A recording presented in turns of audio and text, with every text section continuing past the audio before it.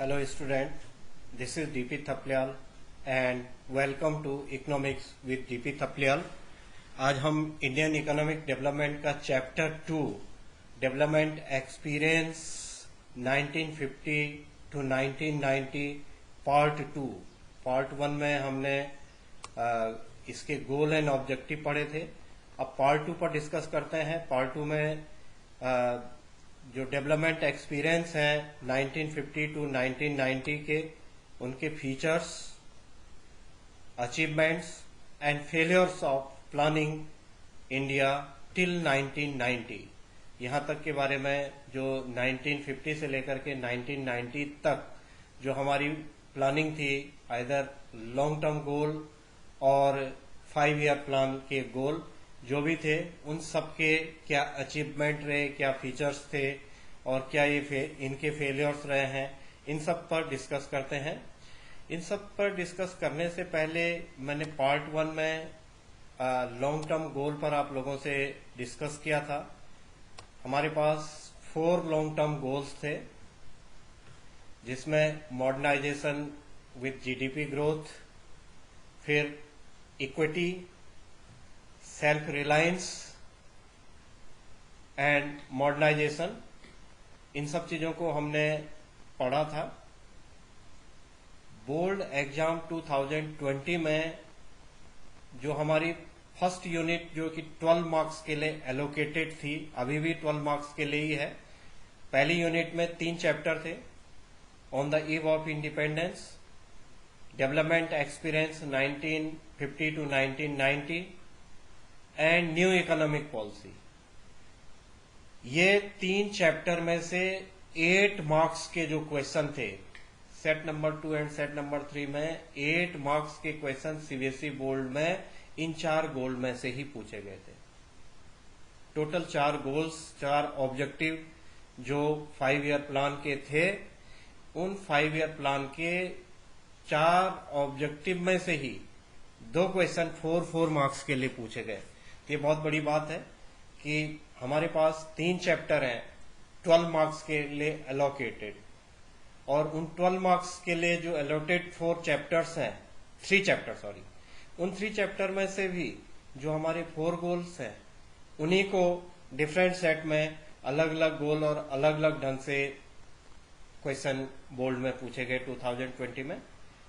जो 2020 में equity with growth जो था, वो मैंने प्रीवियस जो पार्ट 1 है उसमें डिस्कस किया। अब पार्ट 2 में जो वीडियो का पार्ट 2 है, उसमें एक और क्वेश्चन मैं डिस्कस कर रहा हूं जो 2020 के बोर्ड एग्जाम में पूछा गया था, इन्हीं गोल्स में से, इन्हीं 4 गोल्स में से, लेकिन इसे थोड़ा सा दूसरे ढंग से पूछा गया था। जो प्रीवियस पार्ट में मैंने आपको पार्ट 1 में जो डिस्कस किया था, वो था ग्रोथ विद इक्विटी, और एक में था मॉडर्नाइजेशन विद इक्विटी। ये एक वो था, एक क्वेश्चन था। अब जो दूसरा क्वेश्चन पूछा गया बोर्ड एग्जाम में ही, उसी पेपर में 4 मार्क्स के लिए वो क्वेश्चन था, 4 मार्क्स के लिए ये क्वेश्चन है, और यहां पर थोड़ा सा इसी क्वेश्चन को ट्विस्ट करके थोड़ा दूसरे ढंग से पूछ लिया। और क्वेश्चन क्या पूछा? Modernisation as a planning objective shows dichotomy with employment generation, justify the statement। यहां पर थोड़ा सा क्वेश्चन को इसने ट्विस्ट कर लिया। वो कह रहा है कि जो मॉडर्नाइजेशन है, मॉडर्नाइजेशन का मीनिंग हम प्रीवियस जो हमारा वीडियो है उसमें डिस्कस कर लिया था हमने, कि हम टेक्नोलॉजी के साथ जो डेवलपमेंट करते हैं उसे मॉडर्नाइजेशन कहते हैं। लेकिन यहां पर उसने जो पूछा है डाइकोटमी, डाइकोटमी सेंटेंस से ये पूरा का पूरा इसका जो लिखने का पैटर्न है वो थोड़ा सा चेंज हो जाएगा। डाइकोटमी का मतलब होता है विरोधाभास। भारत में, हिंदी में हम डाइकोटमी को विरोधाभास बोलते हैं। वो कह रहा है कि जो मॉडर्नाइजेशन की प्लानिंग है वो भारत के एम्प्लॉयमेंट जनरेशन के लिए एक विरोधाभास है, डाइकोटमी है। आप जस्टिफाई करिए इस जो इसका सेंटेंस है, जो स्टेटमेंट है, उस स्टेटमेंट को जस्टिफाई करने के लिए 4 मार्क्स में पूछा गया था। तो आप लोगों को, क्योंकि मॉडर्नाइजेशन आपसे डिस्कस हो चुका था, मैंने ये सोचा कि अगले जो हमारा ये वाला पार्ट है वीडियो का, उसमें मैंने सोचा कि इस क्वेश्चन को जरूर डाला जाए। फर्स्ट पार्ट क्योंकि लॉन्गर हो गया था, तो इसलिए मैंने वहां इसे न लेकर के यहाँ इसे ले लिया है। अब इसका आंसर क्या लिखना है? सबसे पहले तो हमने मॉडर्नाइजेशन के बारे में लिखना है, इसमें कोई वो नहीं है। लेकिन इंडिया के कॉन्टेक्स्ट में मॉडर्नाइजेशन पूरी तरह से सही है या नहीं है और क्या होना है, वो इसमें लिखना है। वो कह रहा है कि डाइकोटमी है, विरोधाभास है मॉडर्नाइजेशन इंडिया के कॉन्टेक्स्ट में एम्प्लॉयमेंट के लिए। तो क्या लिखेंगे हम आंसर में? The given statement as appropriate modernisation employs use of advance technology to enhance productivity at the faster pace. With application of modernization technology, higher output is obtained at a relatively lower cost. ये इतना तो modernisation में हमने पहले भी लिखा था, पहले भी समझा था, अभी भी हम इतना समझेंगे कि मॉडर्नाइजेशन का मतलब है कि हम एडवांस टेक्नोलॉजी का यूज करेंगे प्रोडक्शन के लिए। एडवांस टेक्नोलॉजी का यूज होगा, मॉडर्न टेक्नोलॉजी के यूज होने से, इसके एप्लीकेशन से जो प्रोडक्टिविटी है वो हायर होगी, हायर प्रोडक्टिविटी मिलेगी, प्रोडक्शन ज्यादा मिलेगा, आउटपुट ज्यादा मिलेगा, और रिलेटिवली उसकी जो कॉस्ट है, उस पर आने वाली जो लागत है वो कंपैरेटिवली कम होगी। क्योंकि अगर मॉडर्न टेक्नोलॉजी को हम साथ में लेते हैं तो मॉडर्न टेक्नोलॉजी के कारण ज्यादा से ज्यादा आउटपुट आएगा कम से कम कॉस्ट में। ये सच है, ये इसीलिए इसे बोला गया है कि ये इंडिया के कॉन्टेक्स्ट में विरोधाभास है। क्योंकि टेक्नोलॉजी एक तो प्रोडक्शन ज्यादा देने के लिए बनी हुई है, दूसरा टेक्नोलॉजी से जो कॉस्ट है वो कम आ जाती है। Per unit production cost technology से हमेशा, जितनी एडवांस टेक्नोलॉजी होगी उतना पर यूनिट कॉस्ट कम आएगा। बट इंडिया के कॉन्टेक्स्ट में अगर एम्प्लॉयमेंट के हिसाब से देखा जाए तो ये बात सही साबित नहीं होती है।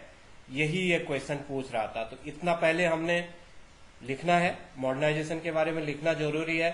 सीधे हमें डाइकोटमी के बारे ही में नहीं लिखना, सबसे पहले मॉडर्नाइजेशन को क्लियरिफाई कर लिया कि मॉडर्नाइजेशन वो सिस्टम है जिसमें कि न्यू टेक्नोलॉजी, एडवांस टेक्नोलॉजी को यूज किया जाएगा फास्टर प्रोडक्शन के लिए, प्रोडक्शन इंक्रीज करने के लिए, आउटपुट ज्यादा हो और कॉस्ट कम आए, उसे हम मॉडर्नाइजेशन बोलते हैं। ये हमारे 5 ईयर प्लान का इंपॉर्टेंट गोल था, एक बेसिक गोल था, एक ऑब्जेक्टिव था कि हमें मॉडर्नाइजेशन करना है।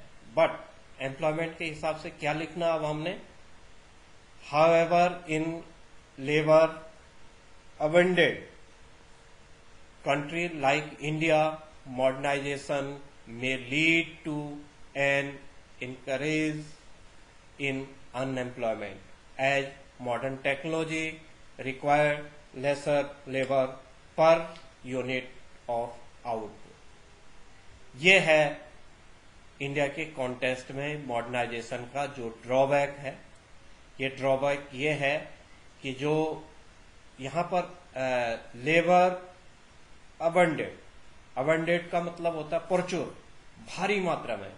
भारत जैसे देश जहां पर कि लेबर बहुत ज्यादा है, यहाँ पर लेबर का जो नंबर है वो बहुत ज्यादा है, ऐसी कंट्री में मॉडर्नाइजेशन से अनएम्प्लॉयमेंट इंक्रीज होगा। क्योंकि मॉडर्नाइजेशन जो करता है वो टेक्नोलॉजी का यूज करता है और टेक्नोलॉजी इनकरेज करती है अनएम्प्लॉयमेंट को, एम्प्लॉयमेंट को नहीं करेगी, अनएम्प्लॉयमेंट को। तो टेक्नोलॉजी के कारण अनएम्प्लॉयमेंट बढ़ेगा और जितनी ज्यादा टेक्नोलॉजी का यूज होगा कॉस्ट तो कम आएगी, पर यूनिट कॉस्ट कम आएगी, आउटपुट ज्यादा होगा, बट अनएम्प्लॉयमेंट बढ़ेगा। और इंडिया जैसी कंट्री के लिए मॉडर्नाइजेशन कितना सुटेबल है ये यहाँ पर पूछा गया है कि कितना उसका यूज भारत के लिए है, बहुत ज्यादा टेक्नोलॉजी क्या इंडिया के फेवर में है, ये उसने एक स्टेटमेंट के रूप में हमें पूछा है पेपर सेटर ने।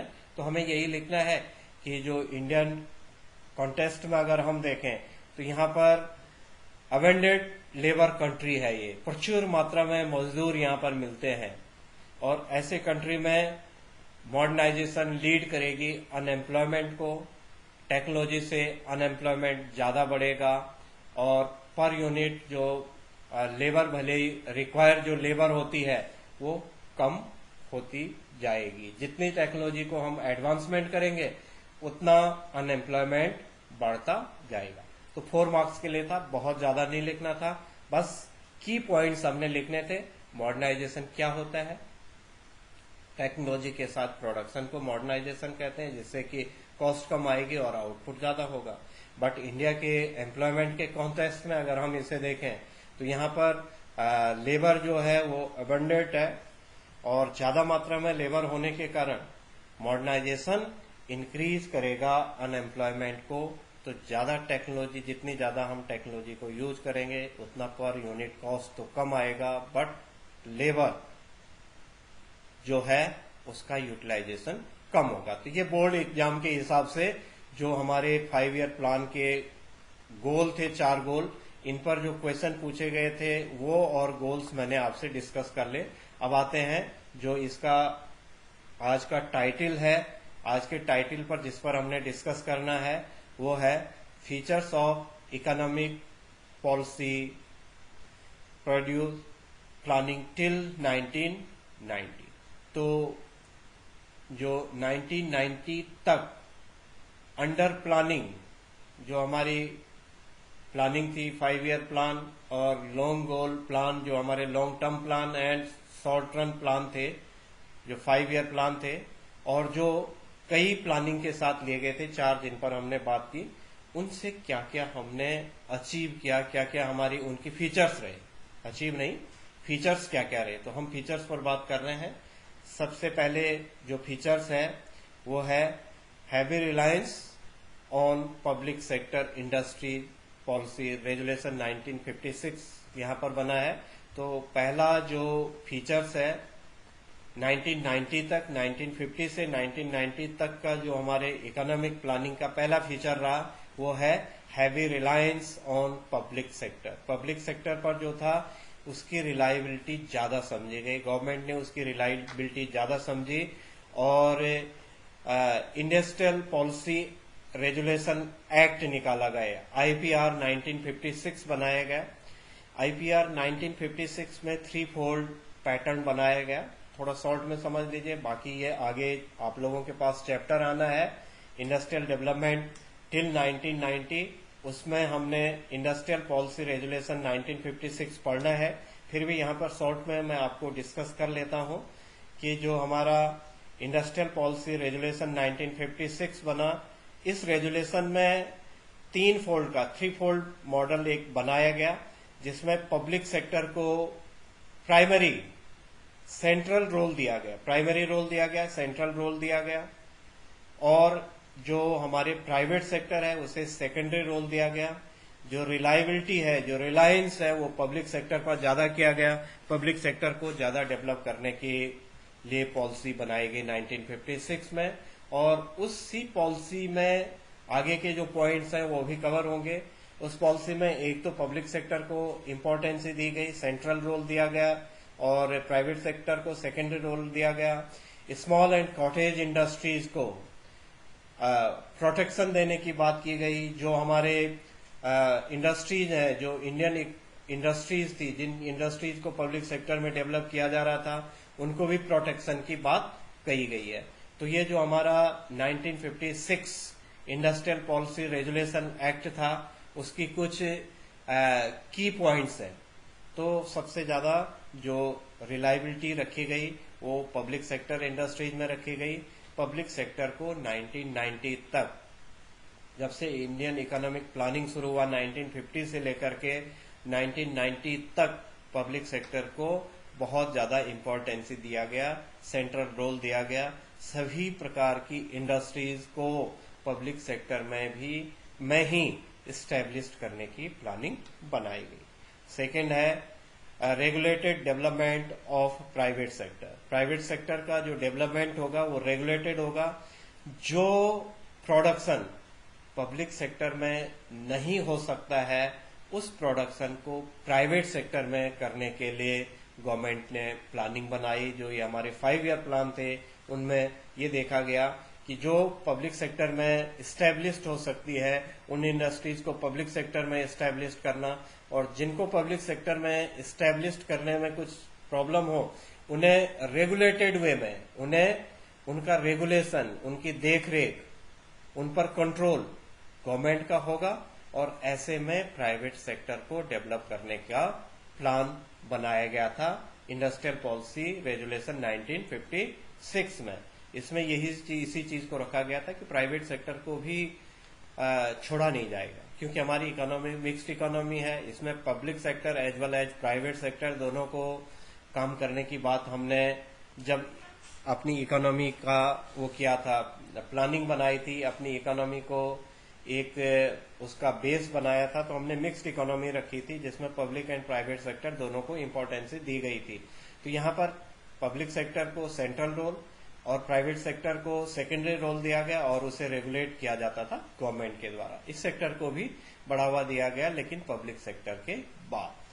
थर्ड बात हम कर रहे हैं, जो फीचर्स था वो है protection of small scale industry.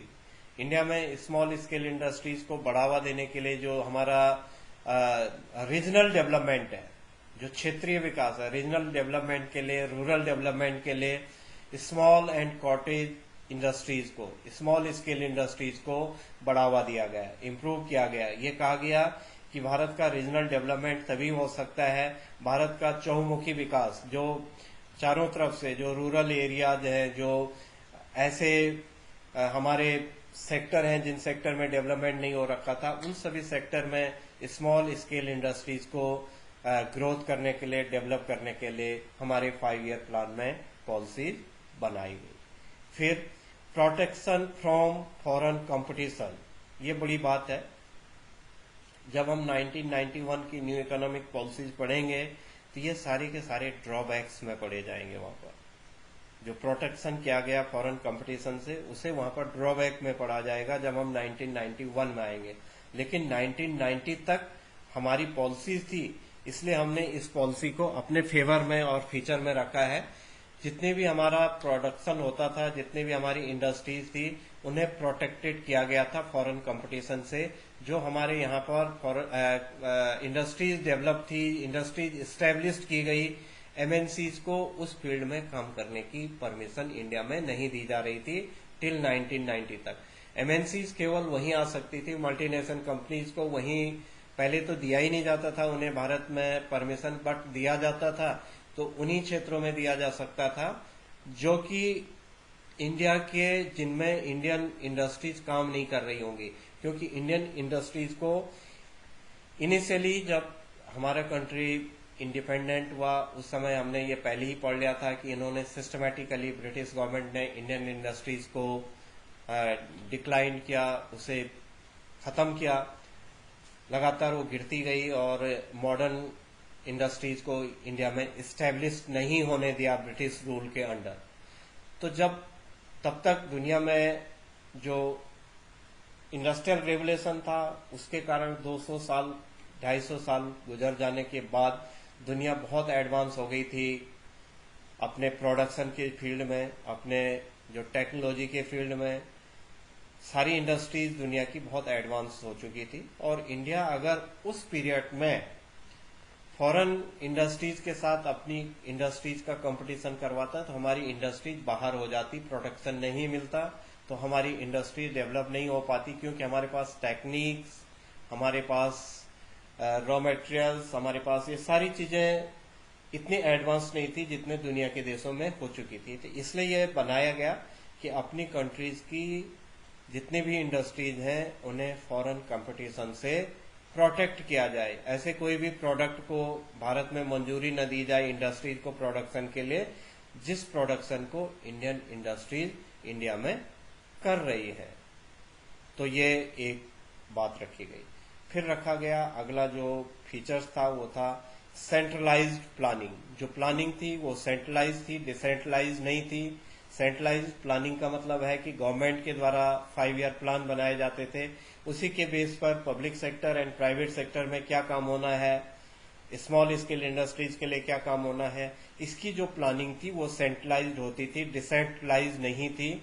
केवल सेंटर ही इस प्लानिंग को तैयार करता था और पूरे देश में वही प्लानिंग चलेगी जो गवर्नमेंट के द्वारा स्टार्ट की गई, उसके अलावा दूसरी प्लानिंग नहीं चलेगी।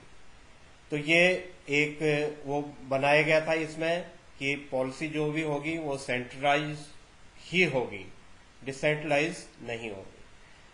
अब आगे इसी में जो अगला पॉइंट है, फोकस ऑन इंपोर्ट सब्सटीट्यूशन, ये भी एक बड़ी चीज है। यहाँ पर इंपोर्ट सब्सटीट्यूशन पॉलिसीज रखी गई थी। इंपोर्ट सब्सटीट्यूशन का मतलब है कि भारत में इंपोर्ट को डिस्करेज किया जा रहा था। इंपोर्ट में सब्सटीट्यूशन की बात की जा रही थी, इंपोर्ट को डिस्करेज किया जा रहा था कि इंडिया में इंपोर्ट को कम से कम किया जाए। जिन चीजों का प्रोडक्शन इंडिया में होता है, सेल्फ रिलायंस गोल में हमने पढ़ा था, जो हमारा ऑब्जेक्टिव था उसमें था कि हम आत्मनिर्भर बने, जिन चीजों का हम प्रोडक्शन कर सकते हैं उन चीजों को हम बाहर से न मंगाएं। तो यहाँ पर फोकस रखा गया था इंपोर्ट सब्सटीट्यूशन, इंपोर्ट को कंट्रोल करना, इंपोर्ट को रोकना, ये एक फीचर था। तो ये हमारे फीचर्स हो जाते हैं जो हमारे 5 ईयर प्लान थे, जो हमारे long term objective and planning थी, और जो इकोनॉमिक प्लानिंग थी उसके 1950 टू 1990 तक के ये इंपॉर्टेंट फीचर्स थे। अब हम आ जाते हैं अचीवमेंट सक्सेस ऑफ प्लानिंग और प्रिंसिपल ऑब्जर्वेशंस। 1950 से लेकर के 1990 तक जो सक्सेस रहा है प्लानिंग का, वो क्या क्या सक्सेस रहा है, क्या अचीवमेंट रहे हैं, उन अचीवमेंट पर हम डिस्कस करते हैं। तो सबसे पहले क्या अचीवमेंट रहा हमारा 5 ईयर प्लान का, इकोनॉमिक पॉलिसी का, इकोनॉमिक प्लानिंग का, लॉन्ग टर्म प्लानिंग का? पहला रहा increase in national income. Increase in national income during the first plan was 4.6% to 7.5% in 11th 5 year plan. जो हमारा नेशनल इनकम था वो 4.6% हमारा फर्स्ट 5 ईयर प्लान में था। 1951 में जो हमारा नेशनल इनकम थी उस समय वो 4.6 थी, और ये बढ़ करके 11th 5 ईयर प्लान में 7.5% होगी। तो ये बिग चेंज था नेशनल इनकम में। फिर आ जाता है increase in per capita income. Per capita income भी इंक्रीज हुई है इस समय। जो हमारे 5 ईयर प्लान थे उनमें पर कैपिटा इनकम को इंक्रीज, कितनी इंक्रीज हुई है? First plan growth was just 2.7%, to increase per capita income was 5.7% per annum during 12th plan। Per capita income हमारी जब फर्स्ट प्लान 1951 में स्टार्ट हुआ उस समय जस्ट 2.7% हमारी पर कैपिटा इनकम थी, और ये इंक्रीज होकर के जो हमारा 12th 5 ईयर प्लान था वहां तक पहुंचते पहुंचते ये इंक्रीज होकर 5.7 पर एनम हो गया था। इसके बाद अगला जो अचीवमेंट सक्सेस रहा हमारा प्लानिंग का, rise in saving and investment. Saving and investment वो राइज हुआ जब 1950-51 में ये रेट था। Saving was 9.5% of national income and it increase 31.3% of 11th plan, and investment has rise from 9.3% of GDP to 33.3% in 2015-16। तो हमारा जो सेविंग एंड इन्वेस्टमेंट था वो भी जो 5 ईयर प्लान थे, जो हमारी इकोनॉमिक प्लानिंग थी 1990 तक, वो बड़ी है। और यहाँ पर जो डाटा दे रखा है वो 2015-16 तक का हमने कुछ डाटा ले रखा है।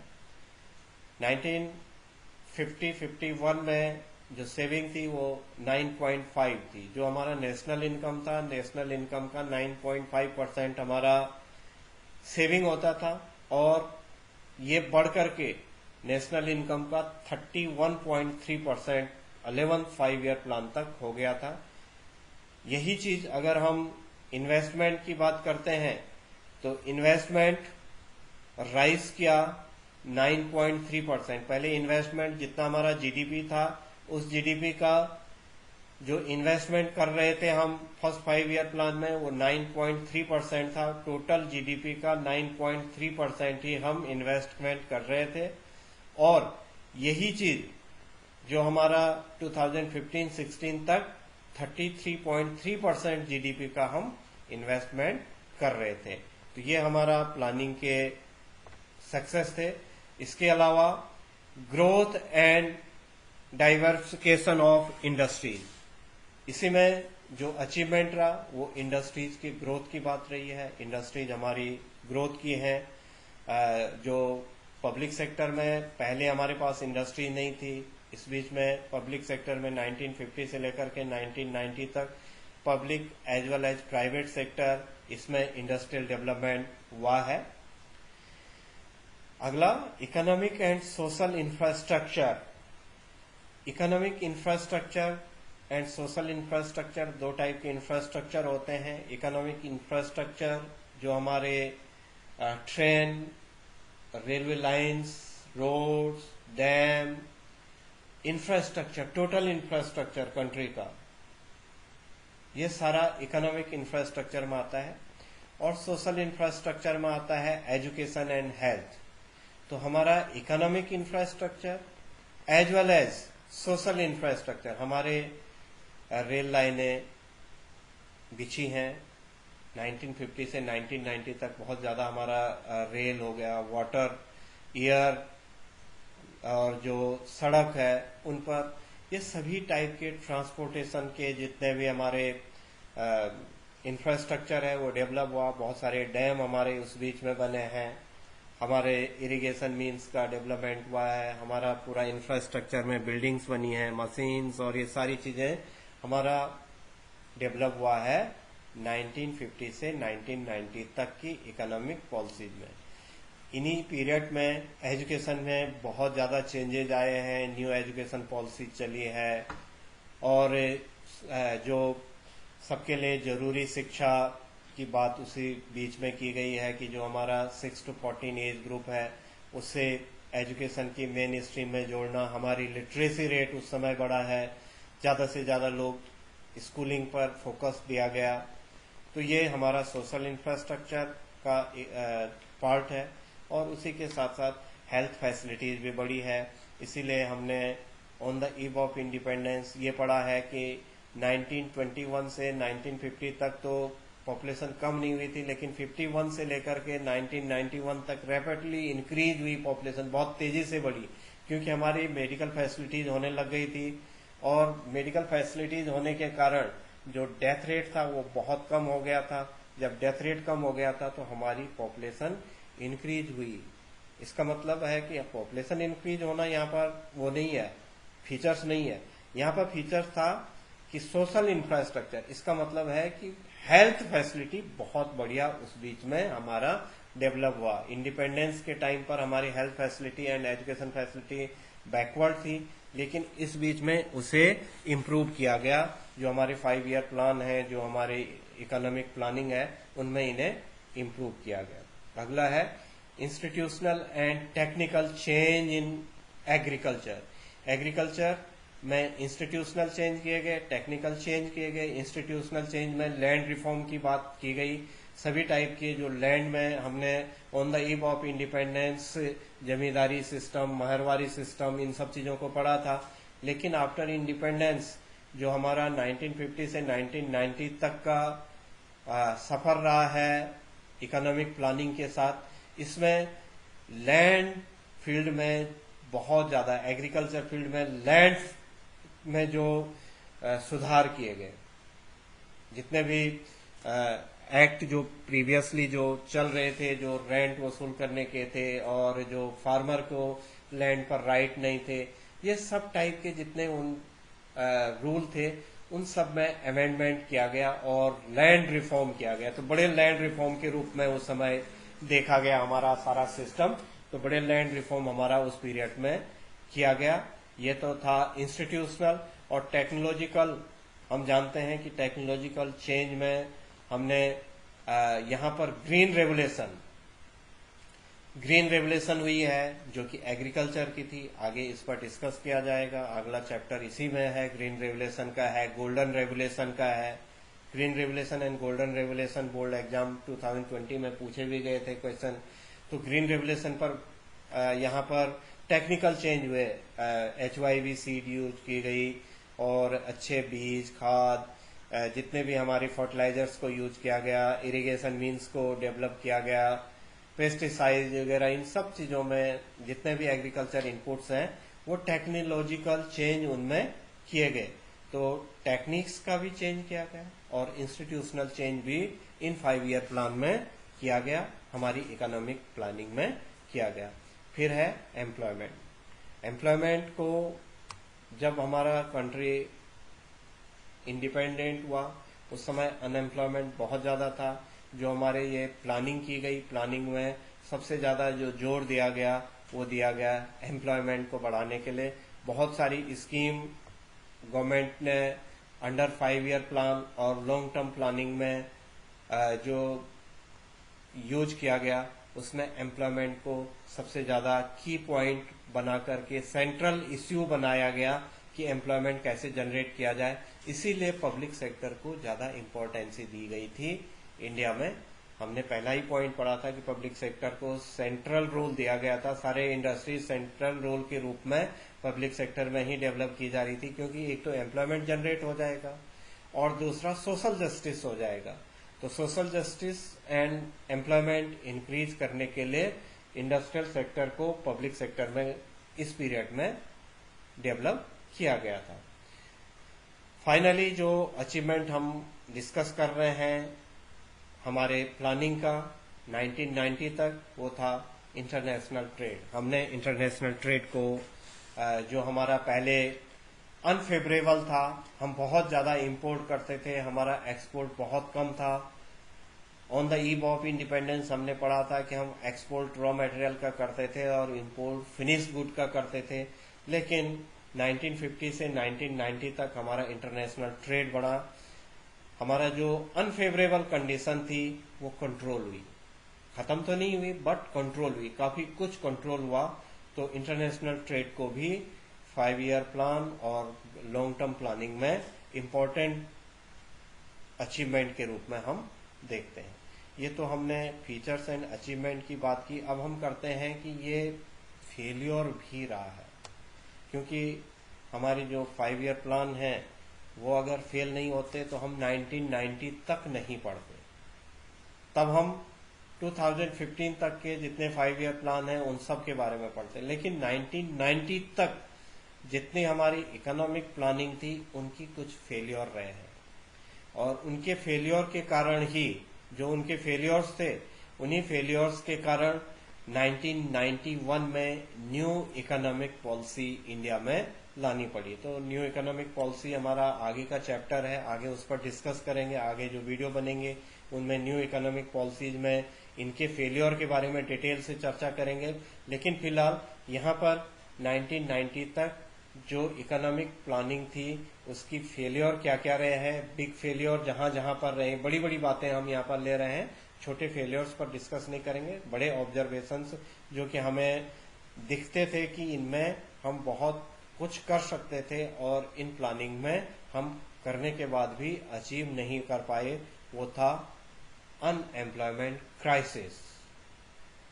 जब on the eve of independence पढ़ा हमने तो हमने कहा कि अनएम्प्लॉयमेंट बहुत बढ़ गया था, क्योंकि इंडस्ट्रियल डेवलपमेंट नहीं था। एग्रीकल्चर सेक्टर पर 72% से ज्यादा पॉपुलेशन इंगेज थी, जो वर्किंग पॉपुलेशन थी, और वहां पर डिसगाइजेड अनएम्प्लॉयमेंट हो रहा था।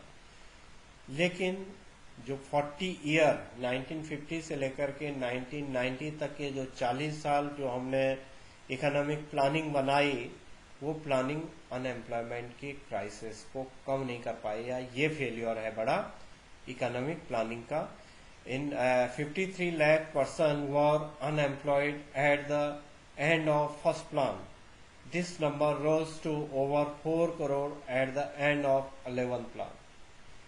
53 lakhs थे फर्स्ट 5 ईयर प्लान 1956 में, जब फर्स्ट 5 ईयर प्लान खत्म हुआ उस समय 53 लाख लोग ही अनएम्प्लॉयड थे, लेकिन वही बढ़कर के 11th 5 ईयर प्लान तक 4 करोड़ हो गए थे, 4 करोड़ हो गए थे वही लोग जो अनएम्प्लॉयड थे।